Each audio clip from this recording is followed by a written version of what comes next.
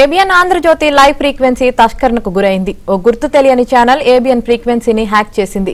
Satellite credential ను దొంగలించి ABN డిఎస్ఎన్జీ ఫ్రీక్వెన్సీని copy కొట్టింది. దీంతో కేంద్ర సమాచార శాఖకు ఏబిఎన్ ఫిర్యాదు చేసింది. దీనిపై స్పందించిన మంత్రిత్వ శాఖ, ఇస్రో దీనిపై విచారణ జరుపుతున్నాయి.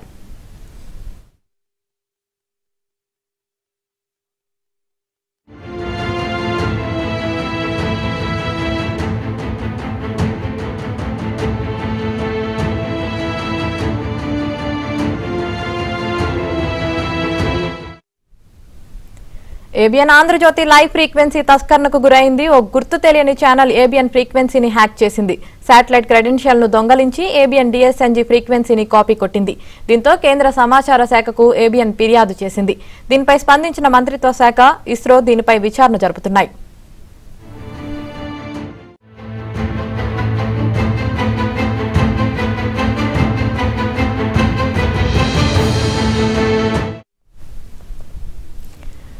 గుర్తు తెలియని ఛానల్ ఏబిఎన్ ఫ్రీక్వెన్సీని హ్యాక్ చేసింది. ఇదే విషయానికి సంబంధించి మరింత సమాచారం మా ఇన్పుట్ ఇన్ఛార్జ్ శ్రీహరి అందిస్తారు. శ్రీహరి.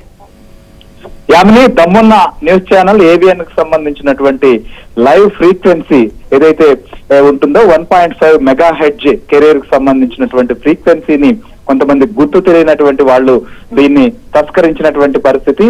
సో లైవ్ సంబంధించినటువంటి విషయంలో ట్రాక్ చేసి ప్రతి దగ్గర డిఎస్ఎన్జీ నుంచి కూడా లైవ్ ఇచ్చేటువంటి అవకాశం ఉంటుంది. సో అలాంటి ఫ్రీక్వెన్సీ సంబంధించినటువంటి దాన్ని మరొకరు దీనికి సంబంధించినటువంటి విషయంలో వాడుకుంటున్నట్లుగా ఏబిఎన్ కూడా గుర్తించింది. దీనికి సంబంధించి కూడా టెక్నికల్ మేనేజర్ వీరభద్రరావు అటు కేంద్ర ప్రభుత్వం దృష్టికి కూడా తీసుకెళ్లారు. ముఖ్యంగా ఏదైతే ఈ నెట్వర్క్ ఆపరేటింగ్ సంబంధించినటువంటి కంట్రోల్ సెంటర్ కూడా కంప్లైంట్ చేయడం జరిగింది. దీంతో పాటుగా న్యూ స్పేస్ ఇండియా లిమిటెడ్ కూడా ఫిర్యాదు చేశారు.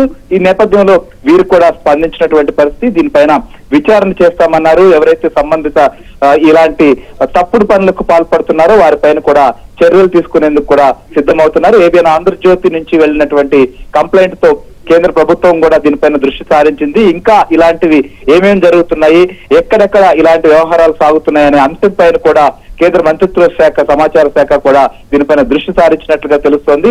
సో చాలా మంది ఈ రకంగా కొన్ని న్యూస్ ఛానళ్లకు సంబంధించినటువంటి వాటిని తప్పుడు విధానాల్లో వాడుకునేటువంటి వ్యవహారం కూడా ఏబిఎన్ గుర్తించి దీన్ని ఫిర్యాదు చేయడంతో దీనిపై దేశవ్యాప్తంగా కూడా దృష్టి పెట్టి విచారణ చేయబోతోంది కేంద్ర ప్రభుత్వం. Yamini. Right, thank you Srihari.